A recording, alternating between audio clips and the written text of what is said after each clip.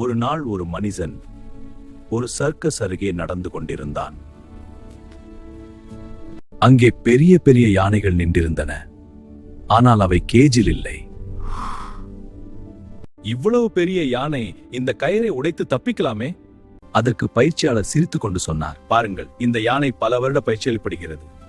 நாம் பொறுமையா இருக்க வேண்டும். அப்போது பலமுறை முயற்சி செய்தும் உடைக்க முடியாததால் யானைகள் சிறியவையாக இருக்கும்போது இதே கயிறால் கட்டுகிறோம். அவத்தின் காலில் இருந்தது ஒரு சிறிய கயிறு மட்டும். அது நினைக்கிறது தப்பிக்க முடியாதென்று.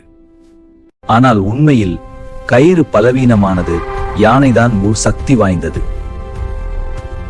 நம்ம வாழ்க்கையிலும் அதே மாதிரி கடந்த தோல்வி நம்மளை கட்டிப்பிடிக்க விடாதே.